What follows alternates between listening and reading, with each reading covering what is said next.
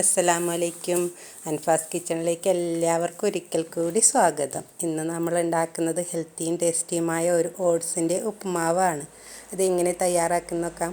1 cup oats ഒരു പാത്രം അടുപ്പത്ത് വെച്ച് അതിലേക്ക് ഇട്ട് കൊടുത്ത് 2-3 മിനിറ്റ് നേരം വറുത്തെടുക്കാം.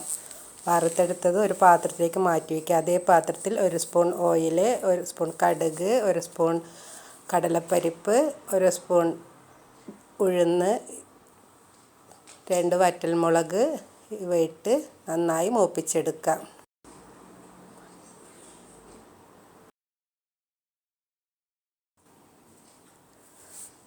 നന്നായി മൂത്ത് വരുമ്പോൾ അതിലേക്ക്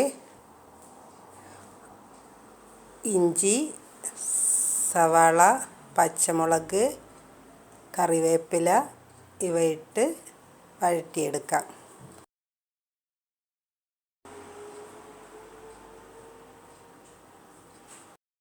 ആവശ്യത്തിന് ഉപ്പിട്ട് കൊടുത്ത് വഴറ്റിയെടുക്കാം. വഴണ്ട് വരുമ്പോൾ ബീൻസ്, ക്യാരറ്റ്,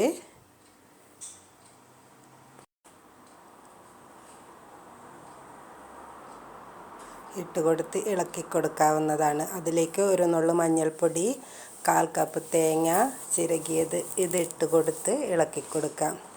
അതിലേക്ക് ആവശ്യമായ വെള്ളം, നമ്മൾ ഏത് പാത്രത്തിലാണോ ഓട്സ് എടുത്തിട്ടുള്ളത് അതേ പാത്രത്തിൽ 1 കപ്പ് ഓട്സിന് 1 കപ്പ് വെള്ളം എന്ന രീതി ചൂടാക്കിയ വെള്ളം ഒഴിച്ചു കൊടുക്കാം.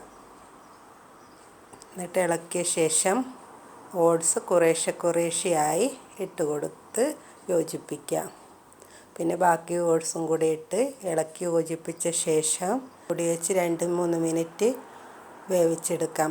അടപ്പ് തുറന്ന് ഇതിലേക്ക് അണ്ടിപ്പരിപ്പ് ഇട്ട് ഒരു പ്ലേറ്റിലേക്ക് അത് മാറ്റാവുന്നതാണ്. നമ്മുടെ ഓട്സ് ഉപ്പുമാവ് റെഡിയായി. വീഡിയോ ഇഷ്ടപ്പെട്ടാൽ ലൈക്ക് ചെയ്യാനും സബ്സ്ക്രൈബ് ചെയ്യാനും മറക്കരുത്.